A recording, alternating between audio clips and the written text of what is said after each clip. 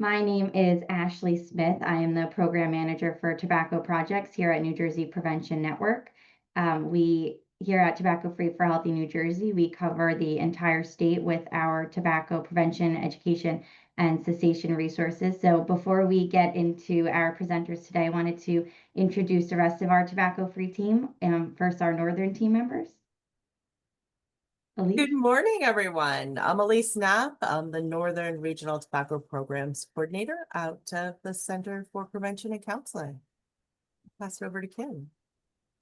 Good morning, everyone. Kim Burns from Atlantic Prevention Resources. I'm the Southern Regional Coordinator. Thank you, Kim. I'll turn it over to our national partner, Jacob at Counter Tools. Hey everyone, my name is Jacob Delbridge. I work at a nonprofit organization called Counter Tools, and I've been having the pleasure of working with Tobacco Free for Healthy New Jersey for a little over a year now. So excited to be here. And I'll pass it over to Jason. Thank you, Jacob. I'll just want to quickly introduce Captain Piotrowski before he starts off our presentation. So Captain Jason Piotrowski began his career in law enforcement in 1995 as a local police officer before joining the New Jersey State Police in 2001. Jason was a general duty road trooper before being selected as an initial member of the State Fusion Center in 2006. Jason represented the state of New Jersey and the National Operations Center in Washington, D.C. during his Fusion Center tenure, serving multiple tours. In 2024, Jason was selected to help develop the New Jersey Drug Monitoring Initiative, currently supervising the Office of Drug Monitoring and Analysis. In this position, he oversees the collection, analysis, intelligence production, and training and outreach efforts related to the drug environment, specifically focused on the overdose epidemic. Captain Piotrowski is also a Bloomberg American Health Initiative Fellow and MPH candidate at Johns Hopkins University, focusing on overdose addiction and health disparities. Captain Piotrowski, thank you for joining us. Thank you so much for having me. And we'll just get started right away, please. If you can move to the first slide. So the reason why, I have a concern with this issue when we talk about, tobacco is I'm looking at it from the perspective of what we see at our New Jersey State Police forensic labs.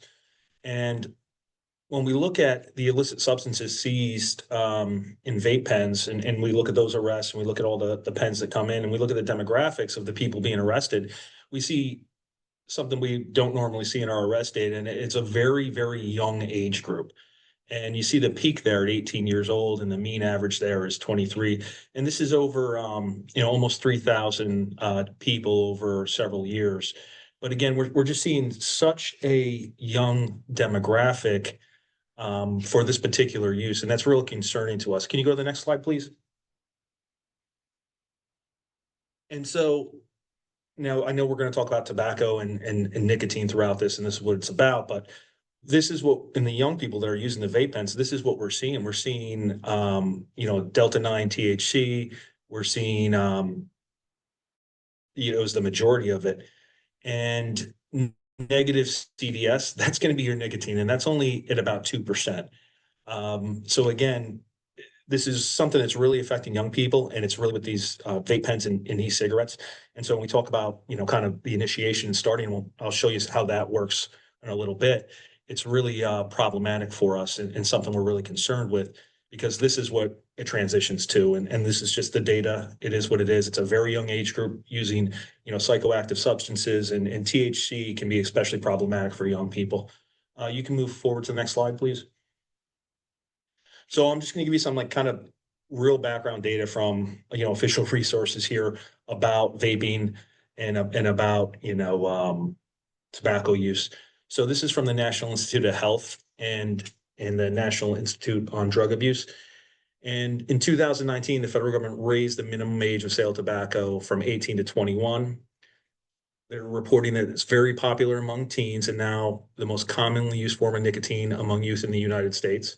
And cigarettes are kind of way down. Everyone's using the vaping. I don't think I have that in this presentation, but doing my research, that's the one thing I found. It's cigarettes amongst the youth have gone down really dramatically, but the use of nicotine and tobacco has taken that place. So some research shows that many teens do not even realize that vaping cartridges contain nicotine and assume the pods contain only flavoring. Again, problematic. Because nicotine affects the development of the brain's reward system, continued nicotine vaping can not only lead to nicotine addiction, but also make other drugs such as cocaine, methamphetamine more pleasurable to a teen's developing brain. And it mentions cocaine and methamphetamine in there. And I spent most of my career focused on the opioid epidemic, and thankfully, we're seeing those numbers of use and overdose dropping dramatically over the last 2 years. And that, while that's a good thing, we're seeing cocaine and methamphetamine go up really high. So again, we're getting this reporting that from National Institute of Drug Abuse, National Institute of Health, and they're making that association there. And we're seeing it in our numbers. We're seeing cocaine and methamphetamine seizures. When you combine those two, cocaine and methamphetamine, they're, for the first time in my tenure, 20 plus years, we're seeing more of those seizures than we are for opioids, at least for the powder substance, not including the prescription pills. So again, we've never seen that before, but we're seeing much more of that. Again, they made that association, so I'm telling you what we're seeing here from the forensic labs.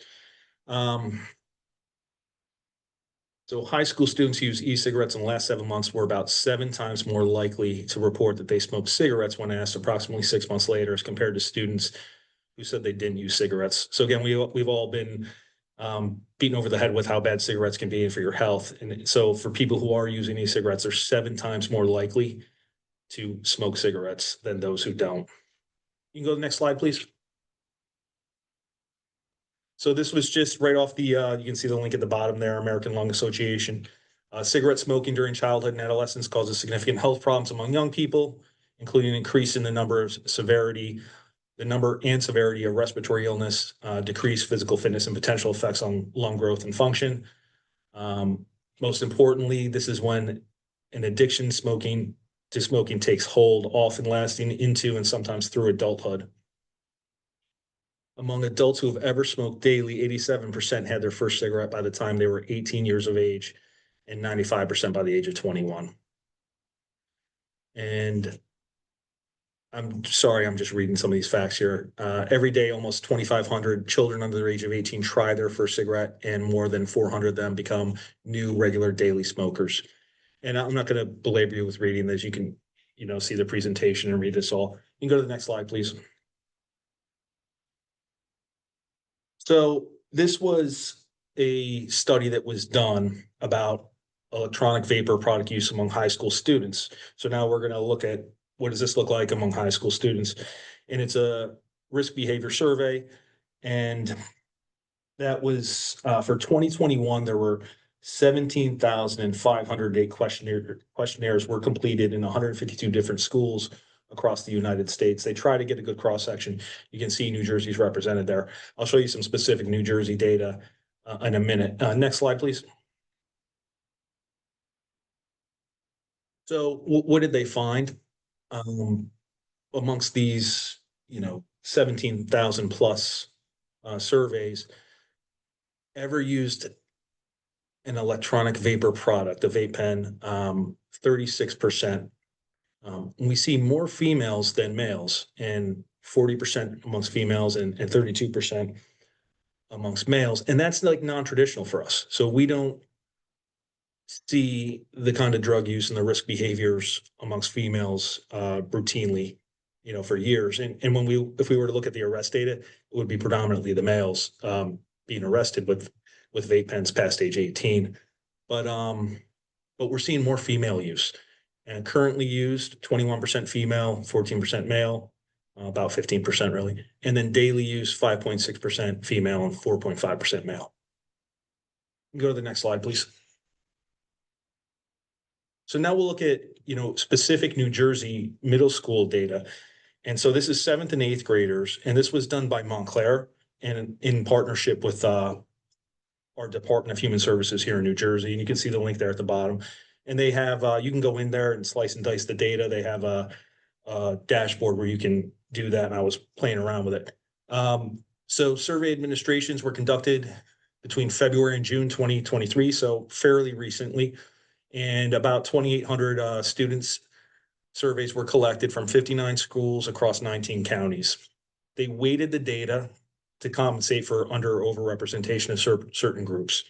They wanted to make sure, we didn't have too small data, sample sizes for some groups, so they wanted to make sure they were represented, which I understand from a statistics perspective. So what did they find? This was kind of the executive summary. Over 10% of students have reported using e-cigarettes at some point in their lives, with about 9% having used them in the past year. The most frequently mentioned substance used in e-cigarettes over the past year was nicotine, followed by CBD or flavoring, then marijuana. Among students, e-cigarette use in the past year, most prevalent among those in 8th grade and those who identified as non-binary, transgender, female, Black, African American, and those with a parent or guardian in the military. And the primary sources for obtaining these cigarettes among students who used them in the past year were friends or classmates, non-parent family members, or self-acquisition. So we'll dig into this a little bit. Can you go to the next slide, please?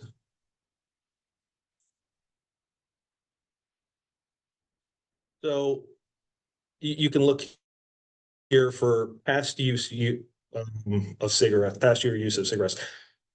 So I mentioned it was pretty low.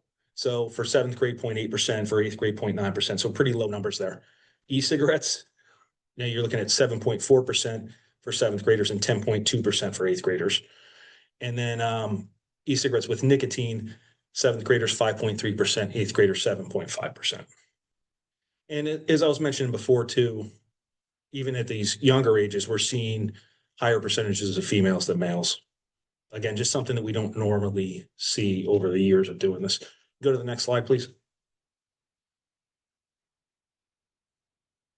So past year use of e-cigarettes with CBD or flavoring. Again, 7th graders, about 4%, 8th graders, 6%, and e-cigarettes with marijuana, 2.4%, and for 7th graders, and 5.6% for 8th graders. So that's just, there's a lot more data there, and the assessment was much more than e-cigarettes. They had a lot across a lot of risk categories, and it's a pretty good report. And I, if you're interested in it, you should follow that link. Go to the next slide, please. So now, where are they getting it from? Again, because they're very young people, where they're getting it from a friend or classmate 55% of the time, from a family member 30% of the time, got it by myself 27% of the time, from a tobacco shop 17% of the time. That's something, by myself and from a vapor tobacco shop. I wonder if that's this overlap there. I wonder if we can combine those numbers. From a store, gas station, restaurant, or bar, 16%. So again, a lot of these numbers, that barrier to get these things seems pretty easy, and it seems like a lot of people are able to obtain it. You can go to the next slide, please. So now I'm just going to talk about, from a law enforcement perspective as well, what are the dangers here that we're looking at? And it's only a couple slides. Next slide, please. So these are reports, law enforcement reports across the entire country of just some of the things we've seen in vapes. So we've seen fentanyl. I'm sure you're all, very well aware of what fentanyl is. We've seen that in vape pens. The DEA has reported that. Heroin, we've seen that as well in vape pens. And then there was, we did a report that came out of my unit years ago in 2017, where police responded to a high school to report 2 students vaping in the bathroom. The responding officer and the school employee became ill after exposure to an unknown substance, and it was concentrated nicotine. After the exposure, the officer experienced what he described as out-of-body experience, feeling as though he could not speak, having an overall cloudy perception of his surroundings, nausea, vomiting, headache, dizziness, and respiratory distress. Apparently, the school employee felt ill as well. Concentrated nicotine, it is a stimulant. It can be pretty potent. I don't know. I obviously wasn't there, but that was the report. Next slide, please. So we have this system in New Jersey. We have overdose mapping application, and where we track all the overdoses. We've been doing this for many years, and really reference the opioid epidemic, but there's different things that we track through that data as well. And anytime a vape pen is involved, we kind of look at that. Those numbers are very low, but they are increasing. And again, that's through 2023, so we don't have the most recent data. But again, we're seeing vaping related overdoses in ODMAP. So that's when a police officer responds to a scene of an overdose and he documents that there was a vaping pen was the instrument used for that overdose. And then the reported drugs at the scene of vaping involved overdose: synthetic marijuana, PCP, oxycodone, others, the biggest one, heroin, fentanyl, prescription drugs, alcohol. Go to the next slide, please. And this is where I'm going to wrap it up. And this is just digging into that data a little more. So again, with these overdose mapping incident data, how many times was naloxone delivered? About half the time they felt that there might have been an opioid involved in that. And so the law enforcement officer, police officer, administered naloxone. And then by gender, we're looking about 58% male, 42% female. And then you see the data there by race as well. Predominantly white at 69% and black at 16%, which is more or less representative of the New Jersey population. I think anywhere from 13 to 15% is the black population in New Jersey, for instance, but that's just what we have. So again, I just wanted to express that we are seeing so much younger people using vape pens and using it with other stuff as well. And we see that entry of nicotine and starting there with e-cigarettes, very young ages. And we see that progression, and we see how it's playing out once they become adults too and move on to, kind of more dangerous substances. And that is all I have for you. So thank you.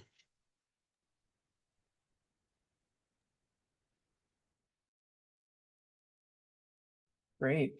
Well, thank you so much. That really is a privilege to have Captain Jason Piotrowski here. I think he brings a really unique perspective from the many hats he wears and has worn and roles he's had, that I think even for folks who are have been working in commercial tobacco prevention and control for some time is really unique and different into getting insight and lens into kind of what other cross intersecting issues have been occurring in both in New Jersey and nationally related to addiction, nicotine products, and the health of our youth. So I'll take it away next and talk about tobacco and e-cigarette policy, similarly with kind of an enforcement lens to this presentation.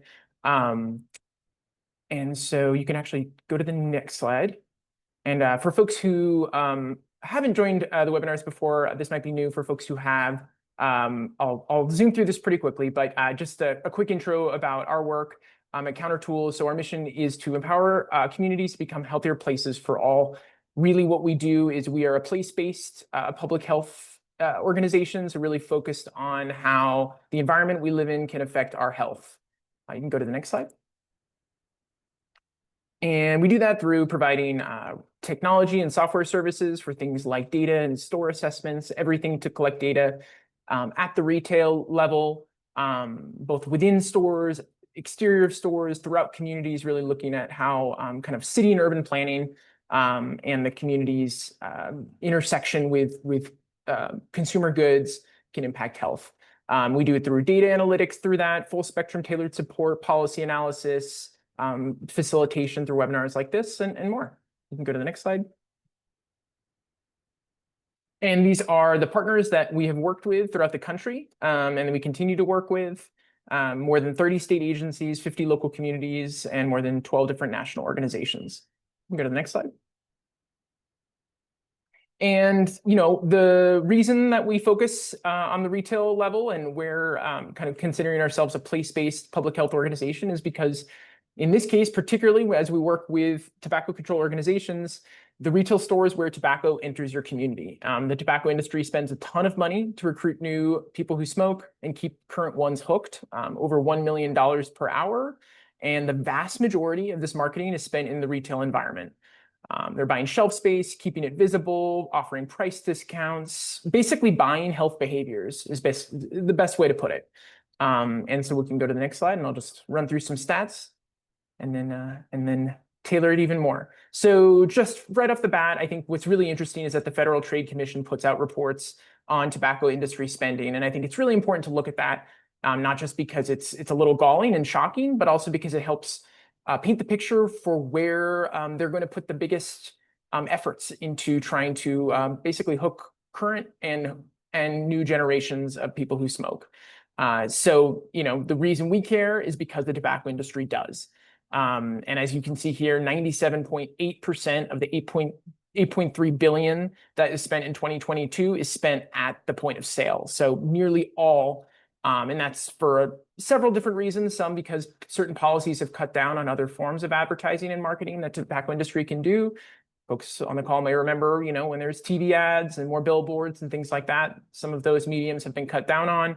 But also because they understand that the retail environment is so impactful in influencing consumer decisions and health behaviors. And you can move on to the next slide. And getting into that, of that 98% at the retail level, the vast majority is spent on price discounts and promotional allowances. So maybe kind of common sense or intuitive, but basically price discounts are not necessarily what consumers, exactly what you see over here, like coupons direct to consumers, but rather what tobacco companies pay to tobacco retailers, wholesalers, in order to reduce the price of cigarettes. So basically sort of subsidizing that price for businesses to sell direct to consumers. So this includes things like buy downs, voluntary price reductions, different trade programs, when retailers and wholesalers enter into agreements with tobacco companies to sell their products. There's a whole contractual book of different offerings, requirements, incentive programs that are very sophisticated in the way that they set pricing to maximize purchasing. And also a good amount of that money is spent on, as I mentioned, the promotional allowances. So it's another way basically tobacco companies pay tobacco retailers or wholesalers to facilitate the sale or the placement of their tobacco products within stores, such as where things are shelved and stocked, displaying and merchandising brands, volume rebates, things like that. And then a good amount, as you see, is spent on advertisements, shelving units, functional items, things that you'll see in the store, as well as a direct consumer. And then a good amount is spent as well on coupons direct to consumers. We'll get into this in a moment. Coupons direct to consumers is now prohibited in New Jersey. It's a state law. It is not prohibited everywhere throughout the country, but certain states do prohibit direct to consumer coupons and price promotions of tobacco products. And New Jersey is one of them. So it's an important state law to be aware of. You can keep going. And then specifically for e-cigarette marketing, this is how much the tobacco industry spends annually on just vaping product marketing. So 84% of this 859 million that was in 2021 spent, which is for the latest report we have from the FTC on this, was spent at the retail level at the point of sale. So these reports will hopefully continue to come through the FTC. And as I said, it makes a really, it's very impactful in understanding where trends are and where the industry wants to put its strength in marketing. You can move on to the next slide. And similarly, just you can see this trend where the vast majority of this e-cigarette marketing, so this is specific to e-cigarette products, is spent in price discounts and promotional allowances paid to retailers and wholesalers. And moving down the line to other advertisements and other coupons or samples. So you can move on to the next slide. So now we're going to get into some of the New Jersey state policies that sort of go above and beyond the minimum federal standards. So folks may remember that in 2017, the state of New Jersey passed tobacco minimum legal sales age policy, raising the minimum legal sales age from 18 to 21. This happened a couple years before the federal government changed their policy as well. So New Jersey was definitely leading the pack as one of the states that made this change.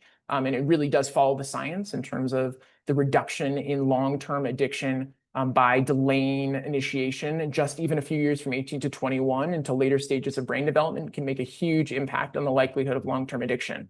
So that really is in best practice. Some jurisdictions are even looking at raising that even more as they are able to. In 2020, the state of New Jersey prohibited the sale of flavored vapor products, which we're going to really focus on in this presentation a little bit more. And as Captain Piotrowski talked about, some of the particular impacts of flavored products. The prohibiting of consumer use of coupons, price reductions, and price rebates. That was that policy that was passed that I mentioned, that's specific around banning the use of consumer direct-to-consumer coupons in New Jersey. And then what is really unique, and I think a nice unique addition, is requiring most tobacco retailers to sell at least one type of nicotine replacement therapy product if they are going to sell nicotine and tobacco products at the store. So I think that's a really important call out to not simply just regulating what shouldn't be sold, but also ensuring that when that there are tools and resources to help those who are trying to quit, and that they can make those readily accessible in the store. And just to be clear, that these are FDA approved forms of nicotine replacement therapies or nicotine cessation therapies, for which there is 7 right now, not necessarily many of the vaping products that claim to be so. You can move on to the next slide. And for folks who work, in law enforcement, for folks who have other sort of compliance-focused jobs, whether local health departments and boards of health or health commissions, this might be even more meaningful to you to see kind of where these state statutes for vaping products are located in the state code. So you'll see that this is under there's 2 chapters that really focus around the sale of tobacco and nicotine products. So that's 175.11.11 in chapter 396, and then the other 170.51.12, chapter 425. A lot of numbers, but when presentations are sent out, or you can watch it later, you'll see these are hyperlinked, or you can also just search online and find that these chapters language yourself if you'd like to look more in depth. But more or less, they talk about things like packaging, how products can be sold, some of the penalties and violations for non-compliance and selling to those under the minimum legal sales age. And what's really, I think, important to note is that related to the flavored vapor product sales restriction, it actually includes vaping products that they basically define vaping products as containing any flavored substance that is inhaled. So getting to Captain Piotrowski's presentation around sort of other substances that may be flavored and found in vape pens, this would also fall into that same restriction. So whether it's nicotine, whether it's other essential oils or other flavored kind of THC hemp style products, or hemp-derived products, that would all be captured under this prohibition on the sale of flavored vapor products. Something to note that for New Jersey, those that are sold at licensed cannabis dispensaries sort of fall under a different regulatory framework and wing. Just for awareness, but that doesn't preclude the sort of definition, I guess, for how vaping products are defined. You can go to the next slide. And, just generally speaking, as I talked about, New Jersey has really led the pack, I would say, in being one of the states that really understands that local level policies can make a big impact. And the state of New Jersey has a long history of having local municipalities and local jurisdictions pass policies above and beyond the statewide minimum standard, and then the state passes laws above and beyond the federal standard. So as you can see, many cities, even in New Jersey, passed Tobacco 21 laws even before the federal government. So that was very impactful. They've also had restrictions on local sales of flavored vaping products prior to the state, local zoning laws. So there are a good number of municipalities throughout the state that restrict tobacco vape shop operation using their local enforcement authority and regulatory authority around zoning, and other local tobacco retailer licensing fees and frameworks. So there are a good number as well that have what we call local tobacco retailer licensing, or TRL, setting basically a local level fee that is paid annually. And what that goes directly to support is oversight and enforcement to make sure that health departments or other enforcement agencies that can work in tandem with local law enforcement have the funding, have the resources to be able to do maybe at least once, maybe at least twice inspections and compliance checks at establishments. And we can get into what, unfortunately, not having oversight and in tandem with laws doesn't always lead to good compliance with those laws. So we can get into the next slide. And so just for folks' awareness, here is the current state level licensing requirements for cigarette retailers, tobacco and nicotine retailers in general, and then vapor business licenses. So it's a $50 annual fee to sell cigarettes as a cigarette licensee or retailer. Tobacco and nicotine products sort of have this tax filing requirement for certificate of authority. It doesn't cost anything extra, but it's just sort of important to know that the fee is actually associated with cigarette sales, as well as vapor business licensees. And there's a few requirements of what makes up a vapor business license and how they, what qualifies, I guess, as a vapor business license. But that is similarly also a $50 annual fee. And so a lot, particularly of like vape shops that might sell container e-liquid, things like that would definitely be required and would definitely fit the bill for what the vapor business license is as defined through the Department and the Division of Taxation. Just to put it in comparison, and relatively speaking, as you can see here are the bar license and liquor store license fees. As you can see, they're considerably higher. So it's just sort of interesting and I think impactful to see that when you have these license fees be at various different levels that might impact the level of revenue that can go to support compliance efforts. And so just something sort of to be aware of. And we know that local jurisdictions in New Jersey have recognized that. And when they're passing local tobacco license programs, they're making those fees commensurate with what the costs are directly to administer a licensing program and conduct oversight. And then when you see the violation structure here for noncompliance, so the state penalties, there might be local penalties for noncompliance. So just putting that aside, the state penalties for noncompliance would be $250 fee or penalty for the first time, and then $500 fine for the second time. It is important to put that into perspective of what we know of as sort of the gross profit margin for e-cigarettes, which is around 33%, which is for folks who work in retail and business is an enormously high profit margin. So, I think it's important when thinking about incentives for retailers as well as disincentives and the discouraging of noncompliance, license fee structures, and fee structures to need to be sort of meaningful and frequent to ensure that, retailers might not think of taking a calculated risk, right? So it's really important if they know that the gross profit margin for e-cigarettes is that high and the penalties might be fairly low, or if oversight isn't strong, there might be less disincentive to be non-compliant. You can move to the next slide.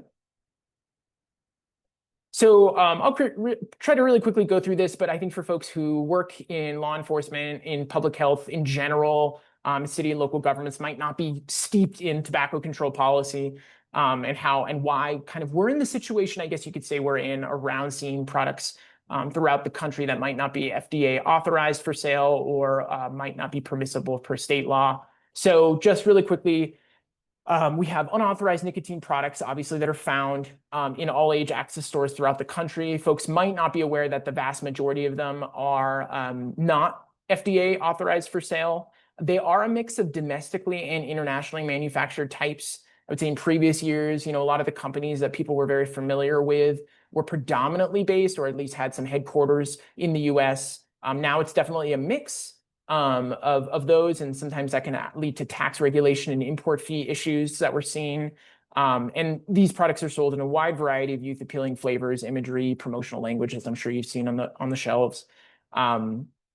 And the top brands that folks might see: Enjoy, Views, Breeze, Elf Bar. Some of the most popular brands sort of change year over year as they relate to how popular they are with youth. I think what I'll get into a little later is that disposable e-cigarettes have now become the most used product of vaping products, and definitely the most used product among youth. They've also dramatically increased in nicotine concentration while also having a really dramatic decrease in price, which is a very concerning trend.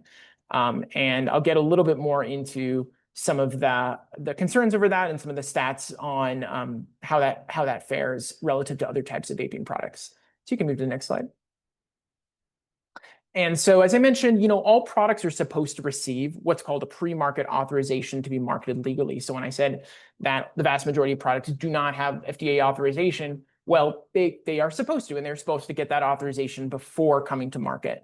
And they do have a burden or the onus to prove that their products are appropriate for the protection of public health. And so it's a calculation. It's several different criteria that the FDA weighs in terms of thinking about harm reduction relative to combustible tobacco products. What's the likelihood that a particular product may be more appealing to youth, recognizing that it's not meant to be a product to be used by youth or those who do not currently use nicotine, but rather a potential harm reduction effort for those to move from combustible tobacco, such as cigarettes, to another form of less dangerous, you could say, nicotine or tobacco product. So those are some of the conceptual ideas that the FDA uses to prove whether it's appropriate and whether they make the choice to approve a particular product or not.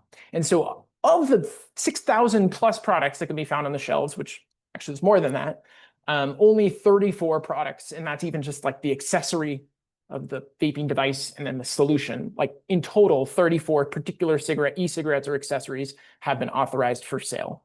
And so, but you still see manufacturers marketing many products without receiving that authorization.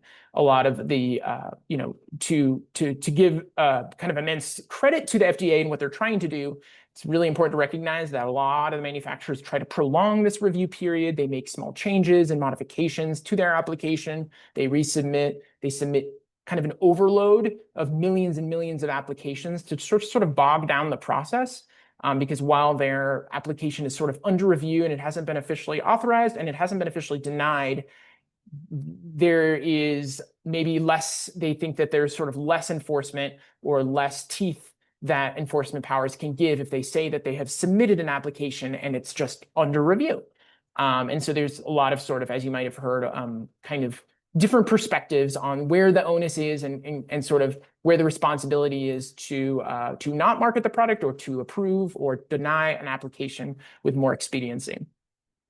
And then people might have known that there's sort of this synthetic nicotine or nicotine analogs and alternatives. So there's sort of a little bit of a whack-a-mole approach to companies sort of claiming that, oh, we're not using tobacco or nicotine derived from tobacco products. And so Congress had to get specific authority to be able to regulate synthetic nicotine, which they now have, but that led to a lot of delays and confusion, even among local enforcement powers. And then now there's nicotine analogs or alternatives, which are not nicotine. They're not regulated as nicotine by the FDA in the same way, but they have similar addictive properties. And so you might even see more of these come about on the market. You can move to the next slide. And here you can just see, again, just to get a scope of, over 99% of applications were for e-cigarettes when there was the requirement to submit applications for all of these newly regulated products by the FDA after they passed what was called the deeming rule. And then you can see 17 million applications for e-liquids submitted just by one company alone. And you can just see all the ones that submitted, and then all the way down to, of those that were submitted, the 34 that relate to e-cigarette products, just to get the scale of what we're working with in the US and really what the issues are as well as internationally in terms of the scope of variety of products that are just, shoved into the market. And you can move to the next slide. And for local and state regulators to be aware of, the FDA actually has put out a listing of those specific 34 products that are authorized for sale. So basically, if this product that you find on the shelf is not on this list, it is not FDA authorized for sale, and it's subject to enforcement for removal, penalties. And so just something to be aware of. And then in New Jersey, as I mentioned, those menthol e-cigarettes that are actually on this list or any other flavored product of e-cigarette that would be on this list is further preempted or prohibited within New Jersey. So even if it's on this list by the FDA, if it is a flavored product, including any menthol product, it would not be allowed for sale in New Jersey. Move to the next slide.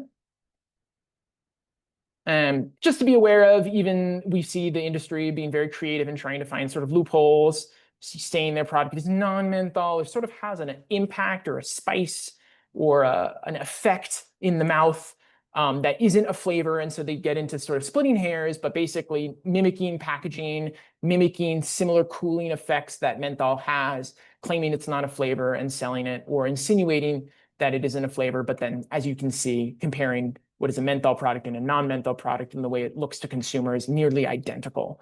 So it's a way to try to get around certain flavored policies. And so something to be aware of that states like California and Massachusetts that have really comprehensive flavored restrictions are dealing with and are trying to, you know, really get ahead of or at least respond to. Move to the next slide.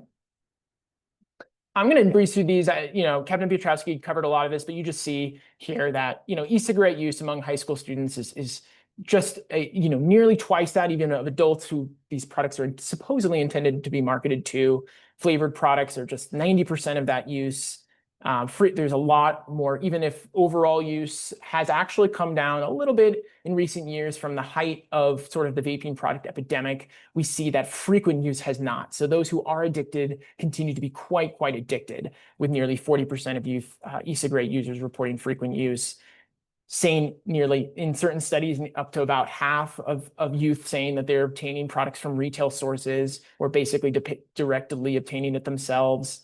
And that is sort of confirmed that there are several different studies that have been done. And then, as I mentioned, just this huge increase in nicotine concentration between these years, where we've seen the e-cigarette products really take off, as well as a huge decrease in price. And then in some states and some areas where you don't even have taxation on those products, it helps keep those prices even lower. And we know that increase in price or decrease in price is one of the biggest impacts on youth consumption, or those who are more price sensitive. Move to the next slide. You know, so just again, e-cigarette sales at convenience stores and other marts, 35% of them were unauthorized flavored disposable vapes. And this is nationally. And that those that have been authorized only account for about 14% of total vape sales between basically these years. And so there's some retrospective studies done on that. So we just see that the unauthorized products continue to be a really large lion's share of the prevalence. You can move to the next slide. And then here's some of these key data points from New Jersey. And we know basically what these findings show is that even if a policy is passed, unless there's really clear oversight and good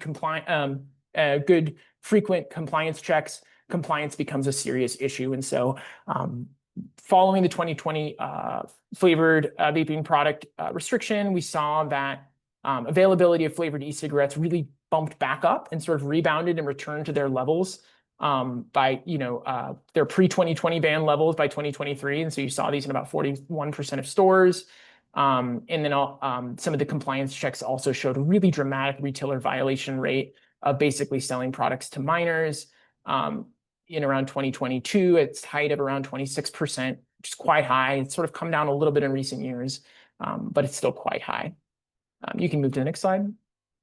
And for folks to know, there's basically two different pathways for tobacco retailer inspections in New Jersey, and actually really throughout the country. One is enforcement of federal youth and youth adult tobacco access laws through the FDA requirements, and one is also federal requirements under what's called the SINAR Amendment, which is related to ensuring that there's a low enough sale to minor violation rate in the state. So you can move to the next slide. And just for folks to reference and be aware of, these are run through the New Jersey Department of Health's Office of Tobacco Control and Prevention. They run the Tobacco Compliance Check Program.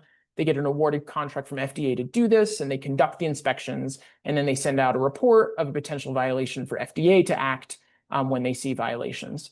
And then you can see about 74% of New Jersey tobacco retailers received one inspection over the past decade. So the majority, but not all, received an initial inspection, and then there were more follow-up inspections for those who were found to be in violation. And this is through the FDA checks. And then you can move to the next slide. There's sort of a simultaneously running compliance program called the TASTE program, which is these unannounced random inspections as well, but these are related just sort of to a separate requirement, federal requirement, the SINAR Amendment, which is linked to receiving other forms of grants that the state can receive. And this is run through the New Jersey Department of Human Services, or I should say under their sort of over administration. So they actually are the ones who put out the reports and submit those to SAMHSA, the federal agency. Move to the next slide. And you can see here's that violation rate trend where you see sort of this wobbling here, and it really comes down a lot. And then you see this spike around 2022, 2023. Unfortunately, intersecting with the COVID-19 pandemic, fewer inspections completed for, understandable reasons. There was obviously a lot of public health focus that needed to be put on responding to the pandemic. But it did lead to sort of a rebound effect. You can move to the next slide. For folks to be aware of, here are the reporting mechanisms for when you see non-compliance. You can report to any New Jersey officials with the enforcement authority, and these are often through coordinated efforts with law enforcement. So this could be local boards, departments of health, local health officers, local police. There's the Department of Treasury, Office of Criminal Investigations. They can also triage any reports that are submitted, but their particular focus is on tax evasion or tax non-compliance. And then there's the New Jersey Attorney General's Office under Division of Consumer Affairs, where you can submit a complaint if you see non-compliance. You can also submit these directly to the FDA using this form that's linked here, or their email address, or by phone. Move to the next slide. And here is you basically this is just a general contacts email and phone page for Division of Taxation for tax non-compliance. Move to the next slide. And this is that for the consumer affairs. There was actually a 2024 investigation that led to 19 different New Jersey retailers that were issued notices of violation and civil penalties for specifically selling flavored vapor products in violation of state law. And so you can see AG Plotkin is really trying to remind these businesses and the community that selling these products is unlawful, and that they're please file a complaint using their New Jersey Consumer Affairs website if you see non-compliance. And there's also a phone number listed here. Move to the next slide.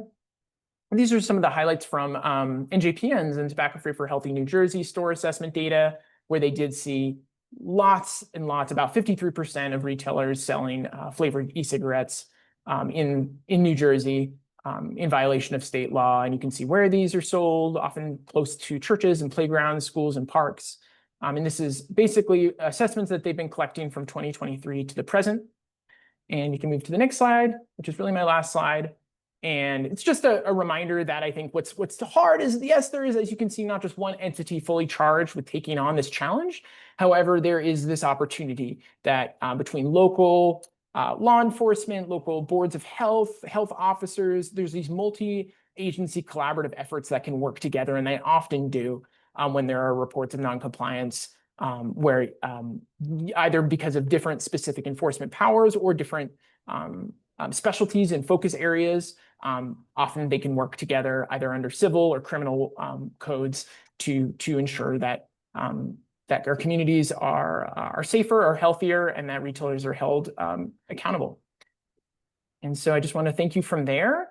And I'll turn it back to Ashley first to, I guess, field any questions. I'll also turn it over to Kim. You can go in any order to talk about some of the cessation resources. And I'll turn it over to you. Thanks, Jacob. Yes, we're so fortunate to have Counter Tools and Jacob as a partner. They just give us so much information, and as you can see, the information that we're able to share with you. So just wanted to briefly go through, in case you're not aware, we're so fortunate here in New Jersey with all of the cessation resources that we have. I want to encourage you to go on to our tobaccofreenj.com website. You can check out our cessation page. A lot of information in the chat has been shared. I want to encourage you there's some ordinances that have been shared, some websites. So just encouraging you to, take advantage of what's in the chat. But just to briefly share our cessation resources, and then I believe we have a few questions that we're going to go through. There are 11 quit centers across the state that hopefully the majority of our residents have access to.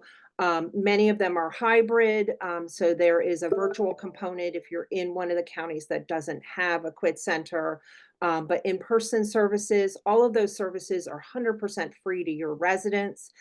So we encourage you to put that information on your websites. You know, we can send you more information that you can put in your town halls, just so that everyone has access to our quit resources. You can see on this slide, we have a couple of youth options. There is a youth quit group that we run virtually, so any youth across the state can join that. The Quit Center, the Atlantic Quit Center, and the Inspira Quit Center, both team tag on that group. There's also a Spanish group that individuals can join. There's an LGBTQ plus group that individuals can join. Another youth service is now become an X. So youth can text vape free NJ to 88709. They can join that program. That program helps them set a quit date and encourages them to quit, specifically vaping. We also have our New Jersey Quit line, our Moms Quit Connection, and our Quit for Kids. I know Maya put some information in the chat about that. All of those services offered through the cooperative. So again, we just encourage you to, you know, pass this information along to your residents. I think we're going to go to the questions and answers now, Ashley. Yes, thank you so much, Kim, for sharing our resources. We do have our team here at Tobacco Free for Healthy New Jersey. We have Captain Piotrowski and we have Jacob. So we do have a couple questions that came in that we'd like to address. Please keep your Q&A questions coming. We do have one in the chat first that we wanted to address before the Q&A. When Jacob was covering the different regulations in his slides, a question was asked, would this also apply to hookah smoking? So hookah is like flavored cigarillos, so they are allowed. But as Elise has mentioned and shared with us, is that you can adopt a local ordinance to address this. So that's what's really important, is there are the federal laws and there are New Jersey laws, but you can locally work with your municipalities to have stronger ordinances and policies. That's really important. And we're here at Tobacco Free for Healthy New Jersey to help you with those. And we really appreciate you dropping in your ordinances. As Kim mentioned, we absolutely love receiving them and sharing them with other partners. So thank you for that. And we do have some other questions that are in the chat. Our first question is, what would you encourage law enforcement to do in their municipalities to specifically address the issue of flavored vapes? So Captain Piotrowski, we will defer to you and we can also speak to this after.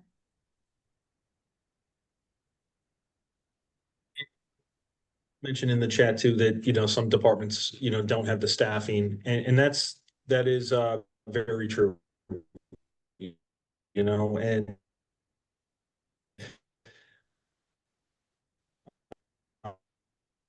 police officers have to wear many hats to realize the issue so that we understand where it kind of falls under that priority framework. And there's an understanding of the issue and the implications of and why it's important to address this. I'd recommend to the police officers out there familiarizing yourself with the issue, with the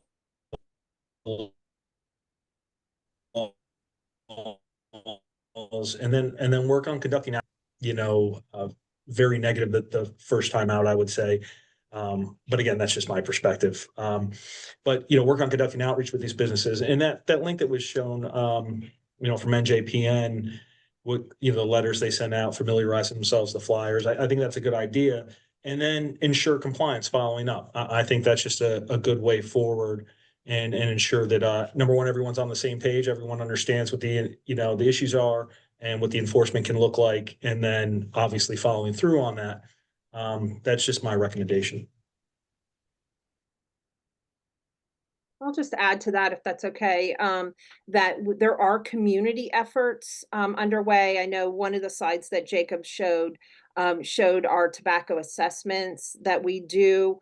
We do that hand in hand with merchant education. So I think taking a comprehensive approach to this, you know, maybe in some municipalities the police are involved, maybe the health department is involved, the local board of health.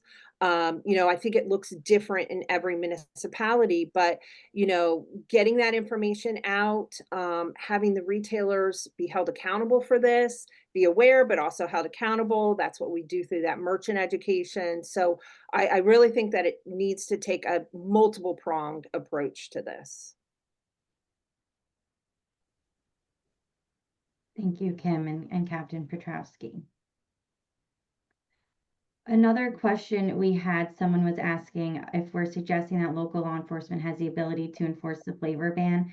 Yes, yes, absolutely. That is the main reason why we are holding this webinar today, to make everybody aware of who can provide the enforcement piece. We know New Jersey has a lot of strong policies that are in place, but we need to make sure that we're all aware of who are the players that are the ones that are able to enforce this. So in the flavor ban, law enforcement are absolutely the ones that are able to enforce this, and your local health departments as well. And again, I don't know if a link was dropped in, but we can on the FDA compliance site. So when you have a retailer that's violating the laws in the flavor ban, you can put that on the FDA complaint tracker, and that will be there as well. And Ashley, I'll just add, and I think Kim already talked about this too, right? That is the beauty, right, of the local ordinance, that it can really be adapted to each community. That enforcement mechanism can look, even the things we mentioned, there might be some other way they want to enforce. And we know when a ordinance has a licensing fee for a tobacco, a retail establishment, then that money can go to an enforcement person, or, like we said, what kind of mechanism, because I see we have some things in the chat, that Bill Lillis added, as, point well taken, right? There isn't oftentimes the funding or the burden on the local health departments. They don't have the people power, but that local ordinance can help provide that. And I know a little bit earlier, Andy Becker commented that, having local police department as enforcement, he was adding not the answer. So, and that is, again, to the point that every community is different. We know for some communities, handling this as a public health issue out of the health department would be preferable. So just also to say, we had some great links put in the chat, as Kim asked people to share. And I just wanted to mention, if you didn't get a chance to open up Middletown, what I loved is on the website, there's a listing of, hey, these are the new stores we just licensed. These are the ones that aren't going to have a license anymore. This one's pending. Wow. That's wonderful to let the community know, like, hey, these are the stores that, they've gone through the process, right? So we haven't seen that before. So we're always excited. This is probably the maybe third or fourth in this particular series about point of sale. So we thank you all for continuing to join us and learn. We know it's a hot topic. And the more we kind of share these policies. Yeah. Elise, there's a question in the chat. I think it's really important to answer. Someone wrote, I was under the impression that New Jersey flavor ban does not affect disposable vapes because they cannot be refilled. I could speak to that, Jacob, if you want to jump in on that. I think that it's very important that we answer that one. Definitely. Yeah. So yes, basically as I talked about, any vapor product, which is for any flavored vapor product. So any type of inhaled aerosol solution containing nicotine or any other solution that's flavored would be prohibited for sale in New Jersey. So that would be the e-liquids used for an open cartridge container, disposable, refillable cartridges, whatever it may be. Those are all considered vaping products under state law. And so when they are flavored, whether it's menthol or any other flavor, those would be prohibited for sale.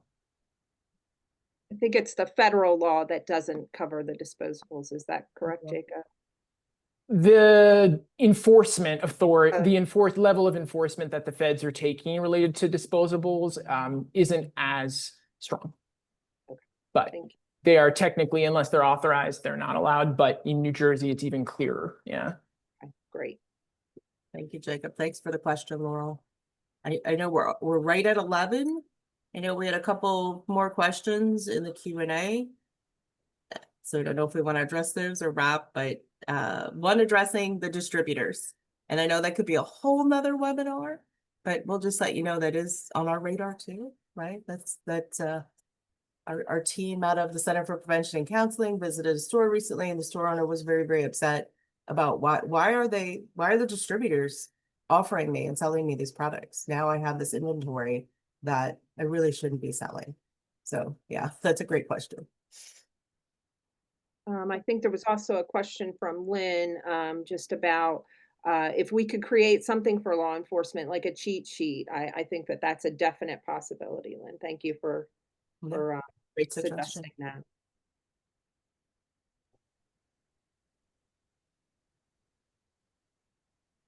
Great. And we just had one other question that was in the chat. Our final question is, can you speak a bit more on the other drug categories in vaping devices and how an individual would know what is inside of the device?